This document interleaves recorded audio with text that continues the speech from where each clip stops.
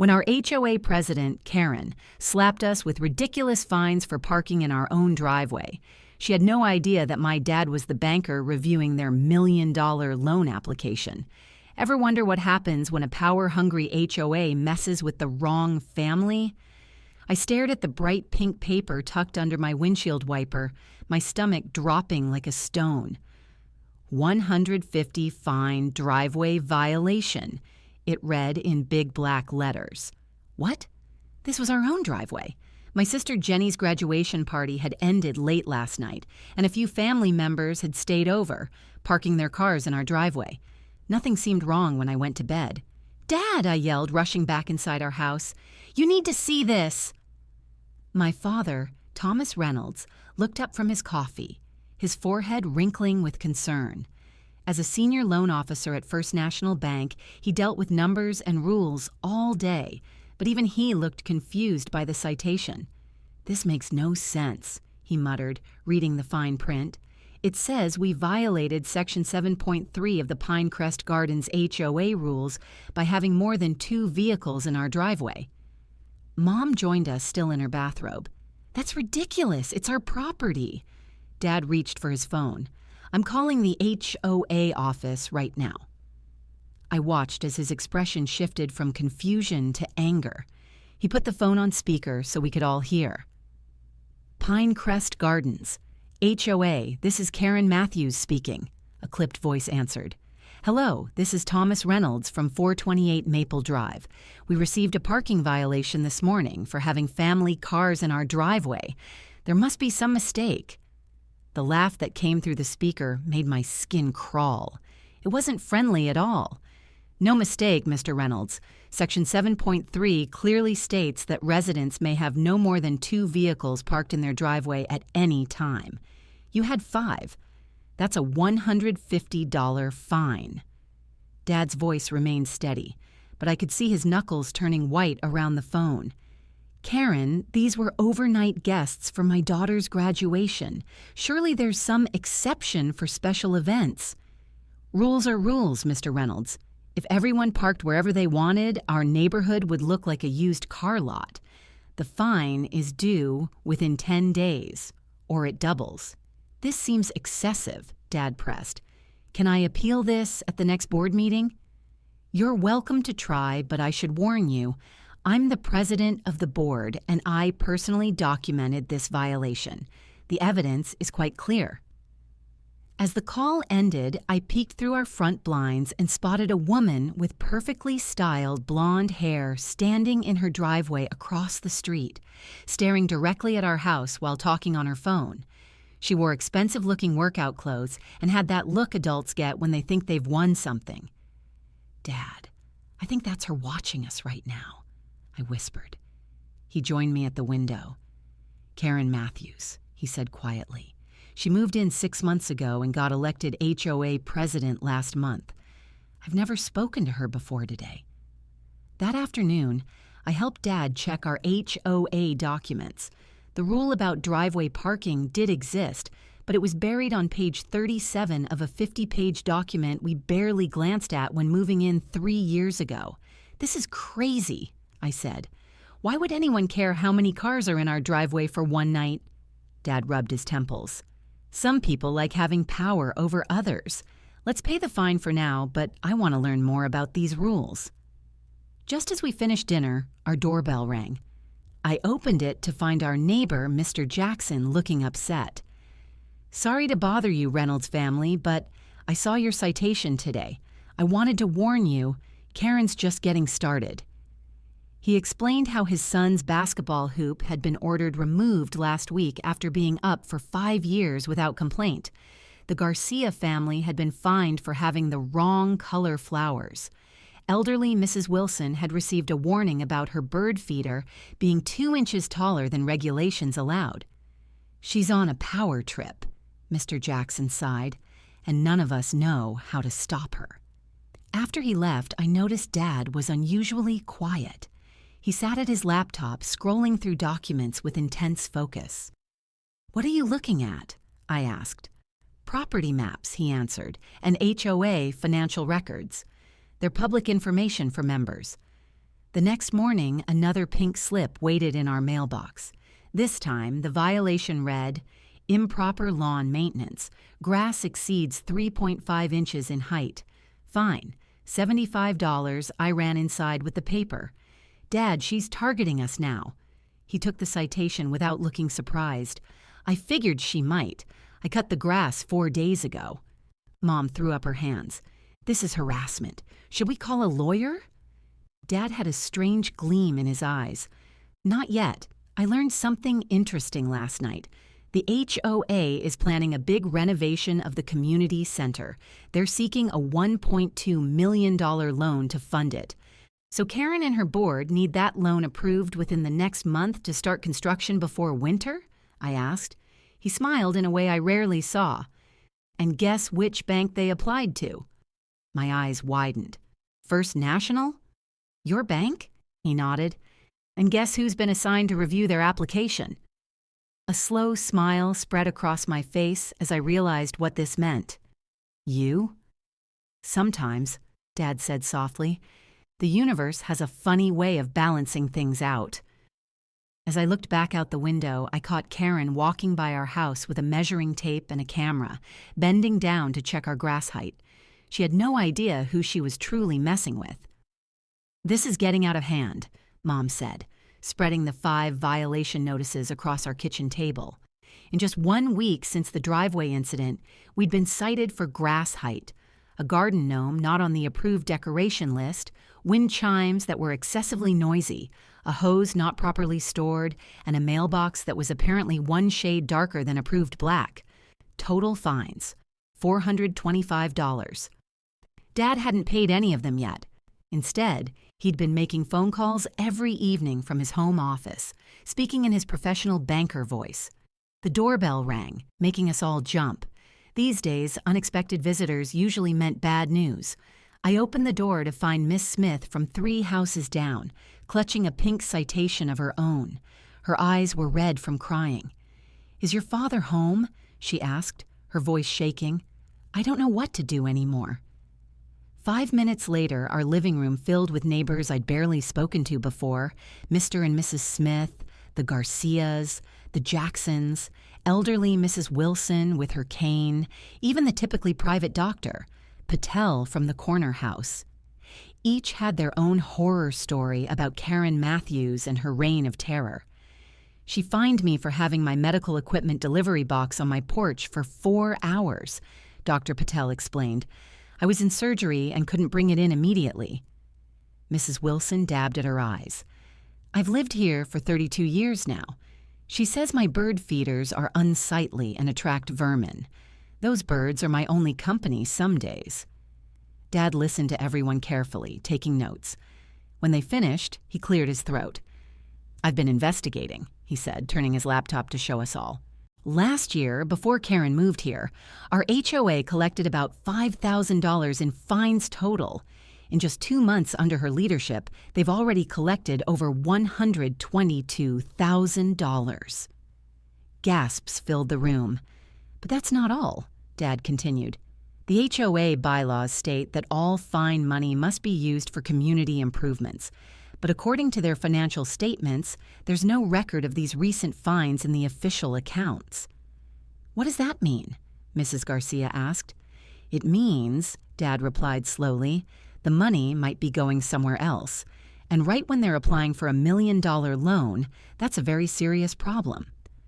The room went silent as everyone processed this information. "What can we do?" Mr. Jackson finally asked. Dad smiled. "Karen doesn't know it yet, but as part of my bank's loan review process, I've requested a complete audit of all HOA finances for the past year. It's standard procedure for loans of this size." My heart swelled with pride. My dad wasn't fighting back with anger or breaking rules himself. He was using his knowledge and position completely properly to make sure everything was above board. "Won't she know it's you behind this?" Mrs. Smith looked worried. "Banking regulations require confidentiality," Dad explained. "She'll know the bank is investigating, but not that I'm personally handling it." Just then, my phone buzzed with a text from my friend Zach. "OMG! Did you see what Karen posted on the neighborhood Facebook page? I quickly pulled it up and showed everyone. Karen had posted a long rant about certain families who were bringing down property values with their blatant disregard for community standards. While she didn't name us directly, everyone knew who she meant. "She's trying to turn the neighborhood against us," Mom said, looking stressed. Dad remained calm. "This actually helps us. She's creating a public record of her actions." That afternoon, while walking our dog Max, I noticed something odd. Karen's best friend Diane had a massive RV parked in her side yard. According to the same rules we'd been studying, recreational vehicles were explicitly prohibited from being stored on properties. I snapped a quick photo and showed Dad when I got home. "Interesting," he said. "Let's start documenting everything." Over dinner, Dad explained his plan. "The HOA board meeting is next Tuesday. I think we should all attend." "Won't Karen just shut us down?" I asked. "She can try, but HOA bylaws require that members be allowed to speak, and we won't be alone." Dad was right. When Tuesday came, the community center meeting room was packed like never before. Karen looked shocked as she called the meeting to order. Her usual 4 empty rows of chairs were now filled with attentive faces. When she reached the agenda item about the community center renovation, she tried to speed through it. "The loan application is proceeding as expected," she said briskly, moving on.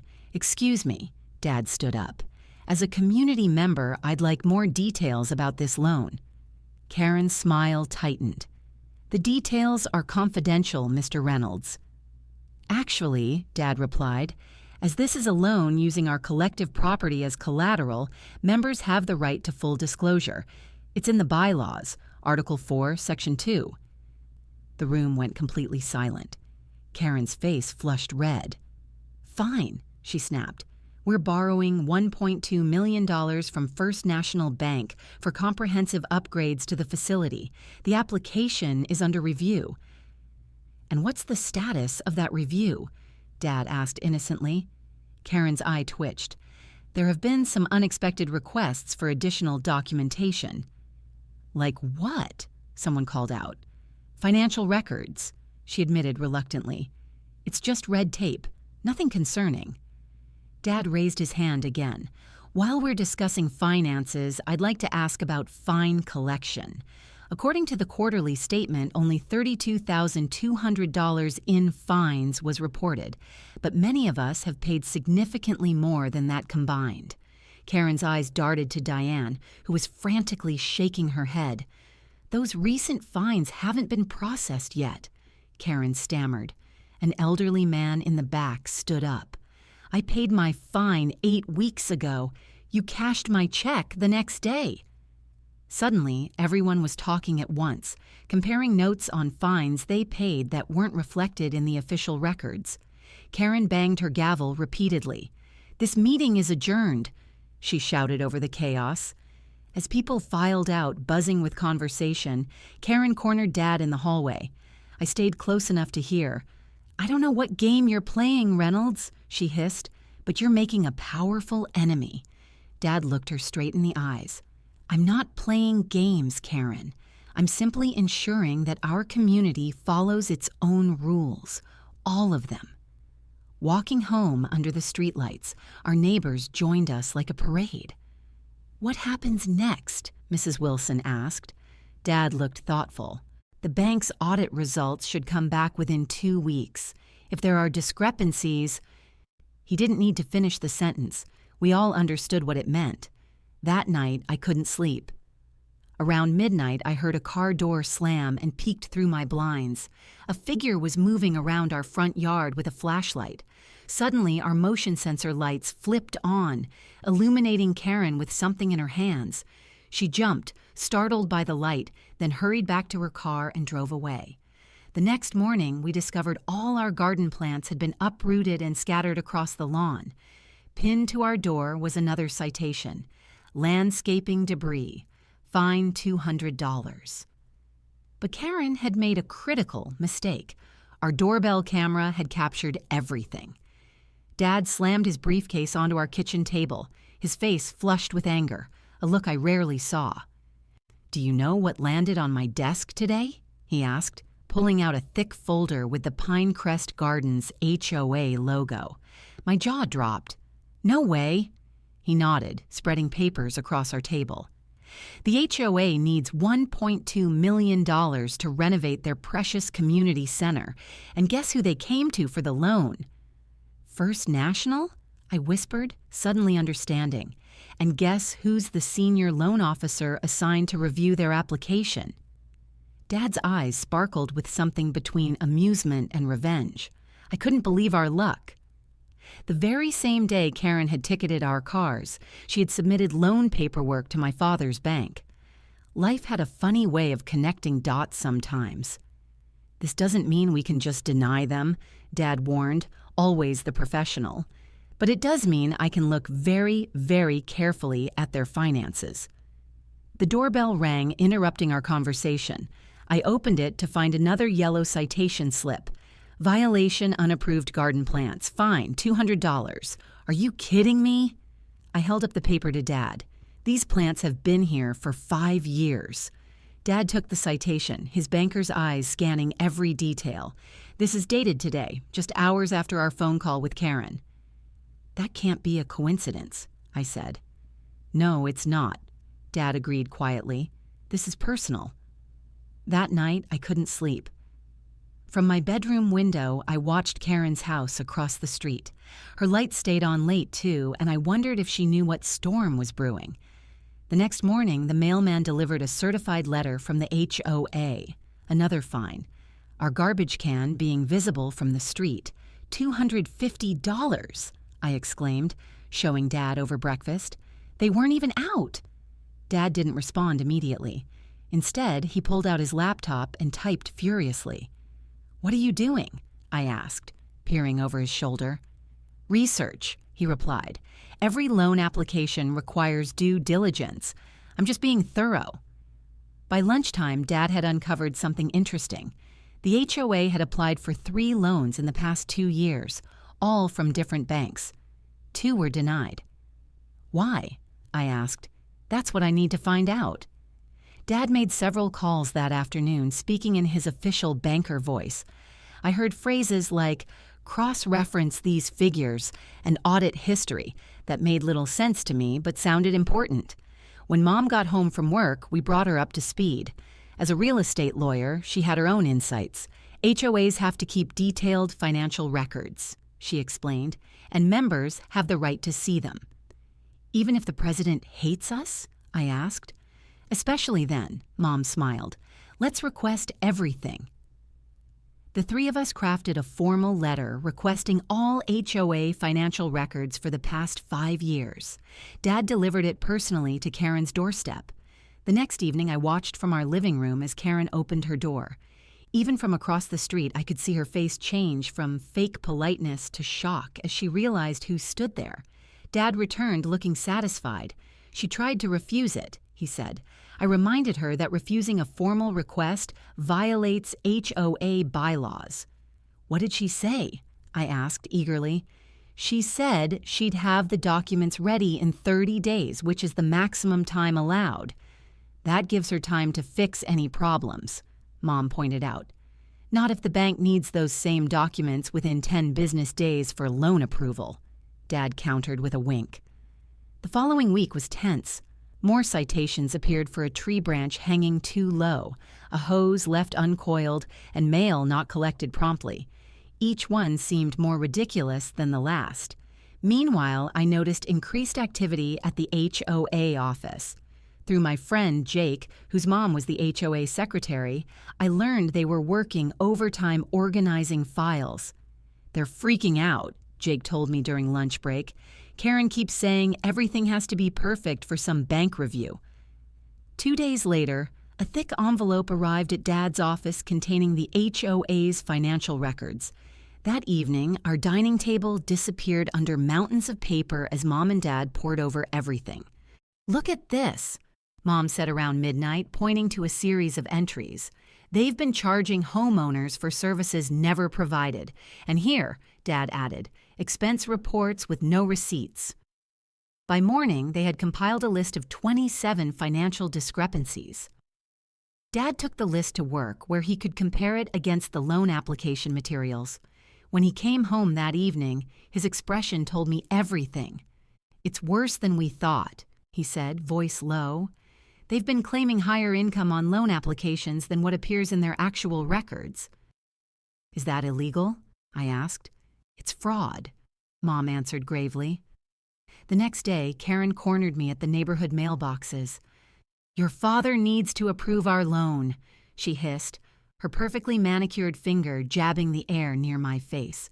"The community center renovation is important to everyone." I stepped back. "Dad has to follow banking regulations. I'm sure if everything's in order, there won't be a problem." Her eyes narrowed. "Tell him I'd hate to see your family struggle with all these violation fees adding up. Maybe if the loan process goes smoothly, we could reconsider some of those citations." My heart pounded as I realized what was happening. "Are you trying to bribe us?" Karen's face flushed. "Don't be ridiculous. I'm just saying one good turn deserves another." I walked away, hands shaking. When I told Dad what happened, he became very quiet. "She just made a critical mistake," he finally said, picking up his phone. Dad spent the next hour on a call with his bank's legal department. When he hung up, he looked both worried and determined. "This isn't just about parking anymore," he explained. "This is about potential fraud and attempted coercion. The bank is launching a formal investigation before making any loan decision." That night, I saw Karen and 3 other HOA board members meeting at her house until late. Through social media, news spread quickly that something big was happening with the HOA loan. The next morning, a formal letter arrived from First National Bank requesting additional documentation and an in-person meeting with the entire HOA board. As I watched Karen receive her copy from the mailman, I wondered if she realized yet how badly she had underestimated my father. What none of us expected was how quickly things would unravel or the shocking secrets we'd uncover in the process. Whispers spread through Pinecrest Gardens faster than wildfire. Neighbors knocked on our door asking if the rumors were true. Was the HOA in financial trouble? Was the community center renovation canceled?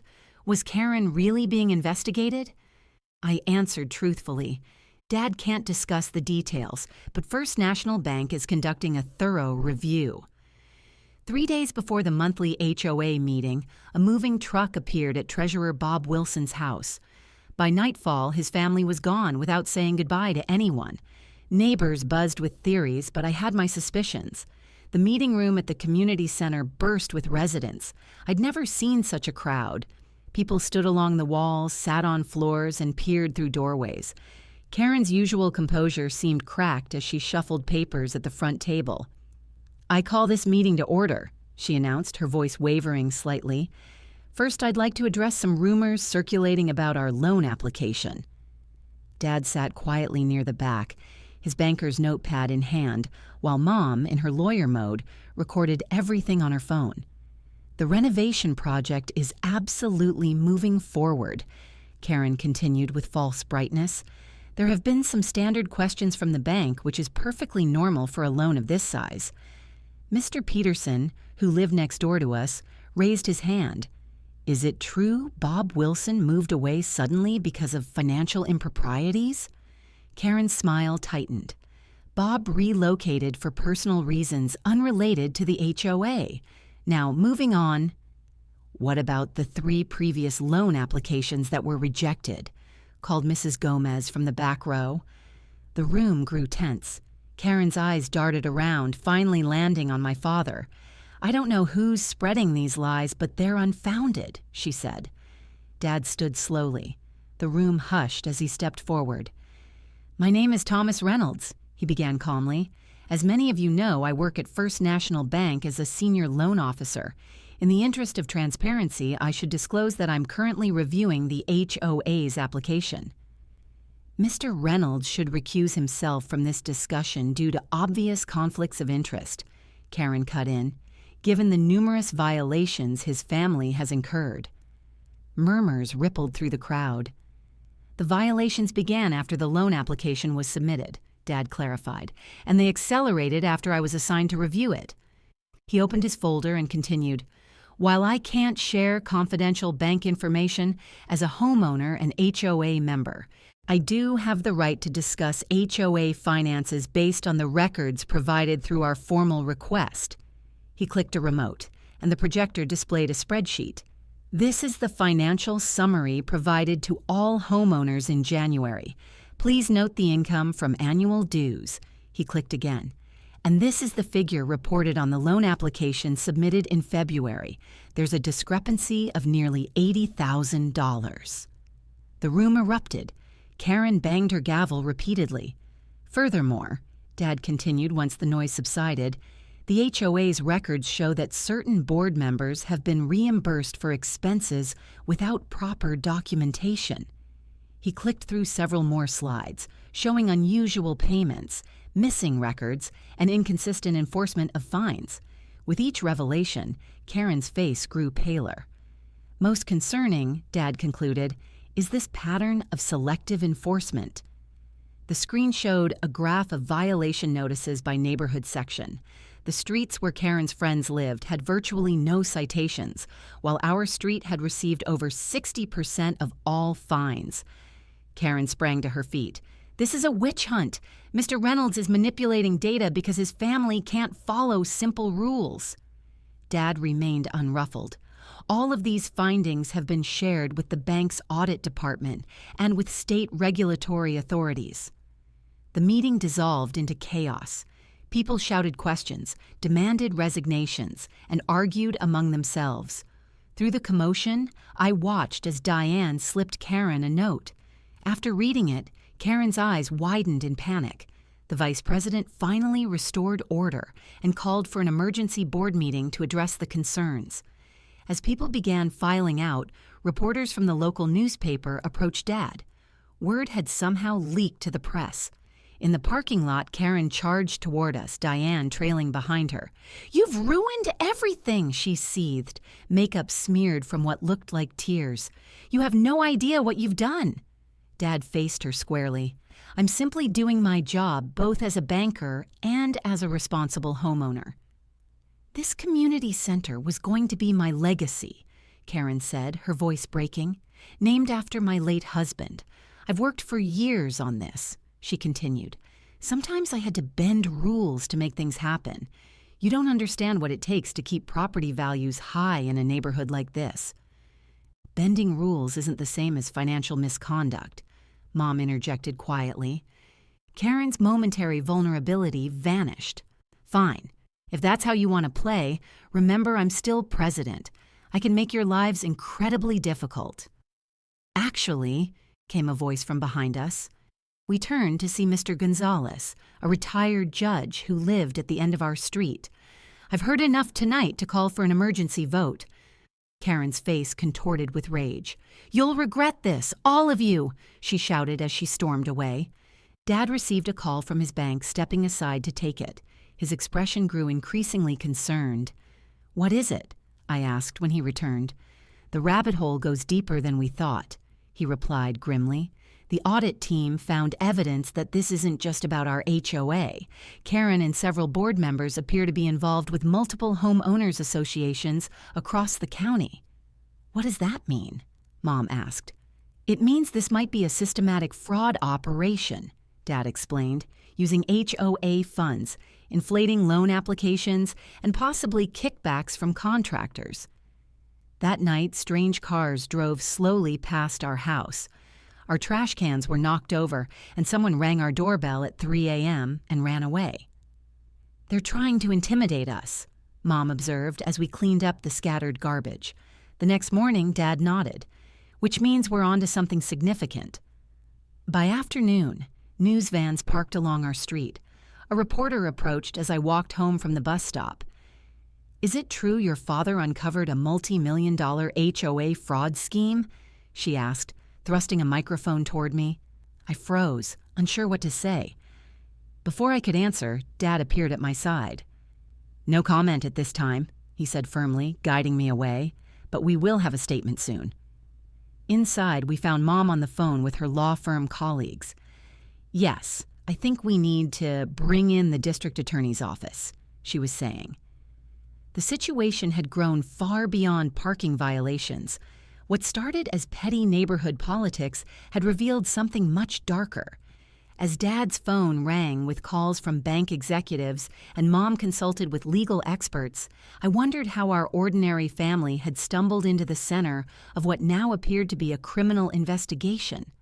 What none of us realized yet was that Karen had one final, desperate move to play, and she was willing to risk everything to silence us. Cameras flashed as I opened my front door. 3 local news vans parked along our street. Reporters huddled on the sidewalk with microphones ready. "Is it true the HOA president vandalized your property?" one shouted. I froze, completely unprepared for this media frenzy. Dad pulled me back inside. "Mrs. Garcia across the street sent her security footage to Channel 5, he explained. "Karen and Diane were caught red-handed digging up our garden at 2 a.m. My phone buzzed with notifications. The Pinecrest Gardens community page exploded with activity, 126 new posts since morning. Neighbors I'd never spoken to were sharing stories of Karen's tyranny, forced paint changes, arbitrary tree removals, and surprise fines for invisible violations. "They're organizing a meeting at the Jacksons' house tonight," I told Dad, scrolling through comments. "Everyone wants to see the financial documents you found." He nodded, looking both worried and determined. "I need to be careful. Sharing certain bank information could cost me my job." The doorbell rang again. This time it was Officer Martinez, holding a thin stack of papers. "We're filing charges for criminal mischief and trespassing," she explained. "But I should warn you, Miss Matthews is filing a harassment claim against your family." My stomach dropped. "Harassment? We haven't done anything." "She claims your father is abusing his position at the bank to conduct a personal vendetta," Officer Martinez said. "She's demanding the bank assign someone else to the HOA loan application." Dad laughed without humor. "The audit was triggered automatically by discrepancies in their financial statements. Any banker would have flagged the same issues." We barely had time to process this when my sister burst through the door. "Have you seen this?" She thrust her phone at us, displaying an email sent to every homeowner in Pinecrest Gardens. Karen had called an emergency HOA meeting for tomorrow night to discuss criminal activities and financial sabotage by the Reynolds family. At the Jackson house that evening, their living room overflowed with angry neighbors. People sat on floors, leaned against walls, and crowded the adjacent kitchen. Mr. Jackson handed out printed copies of HOA financial statements with questionable expenses highlighted. "Karen charged the HOA for 6 business dinners at Rosario Steakhouse last month," Mrs. Smith announced, glasses perched on her nose as she reviewed the papers. "Who was she meeting, and why does a neighborhood association need $2,400 worth of business dinners?" The revelations kept coming. Landscaping services billed to Karen's brother-in-law at premium rates, community event funds spent at spas and boutiques, a consulting fee paid monthly to Diane with no deliverable specified. "I've drafted a petition for immediate removal of the board," Mr. Jackson said, holding up a document. "We've confirmed with a lawyer that with signatures from 70% of homeowners, we can force an emergency election." The doorbell interrupted him. We all froze, then relaxed when Mrs. Jackson returned with Mr. Lopez, the retired judge from the end of our street. "I've reviewed everything," he announced. "This isn't just HOA mismanagement, this is embezzlement." A collective gasp filled the room. Embezzlement meant criminal charges. It meant possible jail time. My phone lit up with a message from an unknown number. "Back off or your father's banking career is over. I know people." I silently passed the phone to Dad, whose face darkened. "Karen's threatening us," he told the room. The revelation sparked outrage among our neighbors. "I've had enough," Miss Wong announced, standing up. "I'm an accountant. I'll help organize these records for the district attorney." As we strategized late into the night, volunteers signed up for various tasks, gathering signatures, creating evidence packages, and preparing for tomorrow's confrontation. The atmosphere buzzed with a strange mix of anger and excitement. People who had lived next to each other for years were finally uniting for something important. Walking home under streetlights, Dad put his arm around my shoulders. "I'm proud of how you're handling this," he said. "Standing up to bullies is never easy." "What if Karen really does try to hurt your job?" I asked, voicing my deepest fear. Before he could answer, headlights swept across us. Karen's luxury SUV crawled slowly past our house, then accelerated away. The message was clear. She was watching us. Dad squeezed my shoulder. "Sometimes doing the right thing comes with risks," he said quietly. "But letting people like Karen intimidate an entire neighborhood? That's a bigger risk to our community." That night, I couldn't sleep. The petition already had 63 signatures, just a few shy of what we needed. Tomorrow's emergency HOA meeting loomed like a final battle. I checked our garden through my bedroom window, half expecting to see shadowy figures, but our yard remained peaceful under the moonlight. Then my laptop chimed with an incoming email. The sender's name made my heart skip. Diana Matthews. The subject line read simply, "The safe behind my mother's desk." "Delete that email immediately." Dad's voice shook with urgency as he looked over my shoulder at Diana's message. This could be a trap to claim we broke into Karen's office. My finger hovered over the delete button, but something stopped me. What if Diana really wants to help? She might be tired of her mom's behavior, too. The community center buzzed with tension as neighbors filed in for the emergency meeting. Karen stood at the podium, hair perfectly styled despite the stress lines around her eyes. 5 other board members sat behind her, all avoiding eye contact with the crowd. "Thank you all for coming," Karen began, her voice falsely cheerful. "I've called this meeting to address malicious rumors being spread about our HOA leadership." A projector flashed financial statements on the wall behind her, neat, organized, and completely different from what Dad had uncovered. "As you can see, our finances are transparent and properly managed," she continued. "The accusations being made are baseless and personally motivated." My heart sank. She had created fake documents. How could we prove otherwise? Dad raised his hand. Karen pretended not to see him, but Mr. Lopez stood up. "Point of order," the retired judge announced. "Members have the right to speak at emergency meetings." Karen's smile tightened. "Of course, Mr. Reynolds. You have 2 minutes." Dad walked to the center of the room rather than the podium. "These financial statements differ completely from the ones I reviewed at the bank," he said calmly. "I believe Miss Matthews has presented altered documents." Karen laughed. "Serious accusations require serious evidence. Do you have proof these aren't the real statements?" The room grew uncomfortably quiet. We had copies of what Dad had seen, but how could we prove which version was authentic? My phone vibrated. Another email from Diana. "Safe combination 24-1-18-32. Records inside. Hurry." I showed Dad, who whispered to Mr. Jackson. Within minutes, Mr. Jackson had slipped out while Dad kept everyone's attention by questioning specific line items. "This landscaping charge for $8,700, Dad pointed out. "The company listed doesn't exist in state records." Karen's face flushed. "That's absurd." "Martinez Landscaping is a legitimate business owned by your brother-in-law," Mrs. Smith called out. "Who doesn't have a landscaping license?" The meeting descended into shouting. Karen banged her gavel repeatedly, trying to regain control. Suddenly, the doors burst open. Mr. Jackson hurried in, clutching a weathered green ledger book found in the HOA office safe. He announced, holding it up. "The real financial records." Karen lunged toward him. "That's private property. You broke into my office." Diana stepped through the door behind Mr. Jackson. "I gave them access," she said quietly. "I'm tired of the lies, Mom." The room fell silent. Karen stared at her daughter in disbelief. "Diana, what have you done?"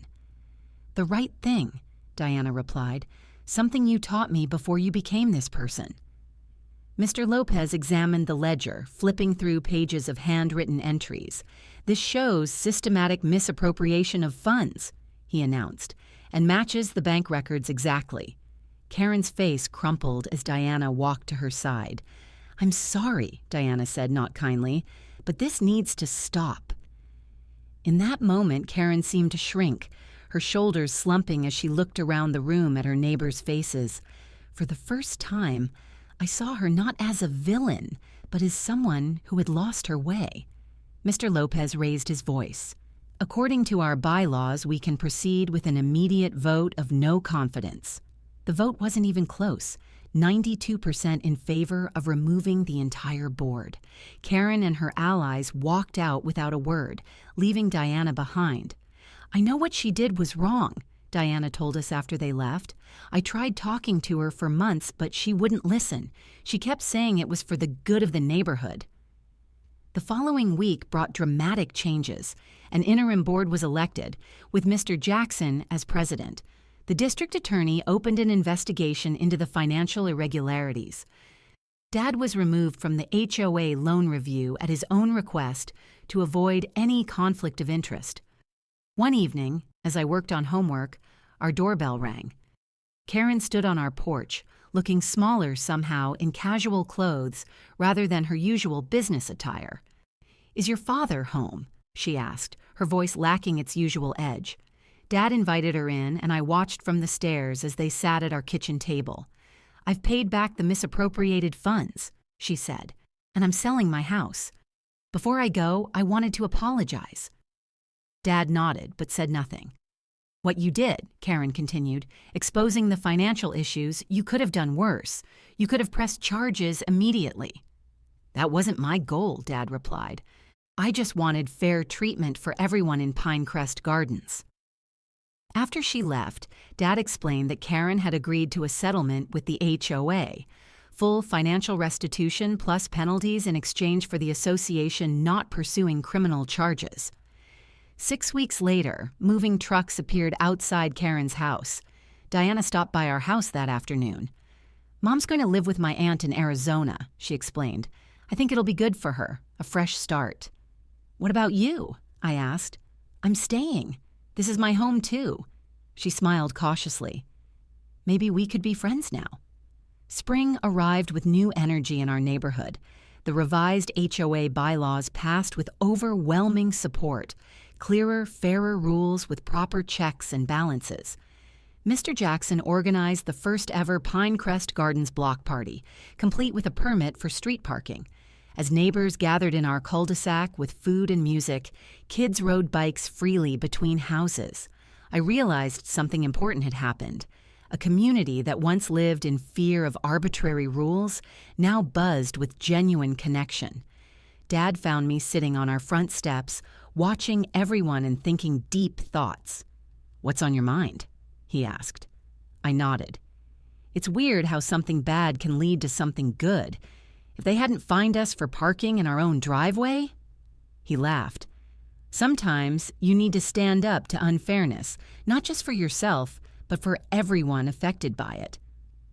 As the evening wound down, our driveway filled with neighbors' cars while people helped clean up.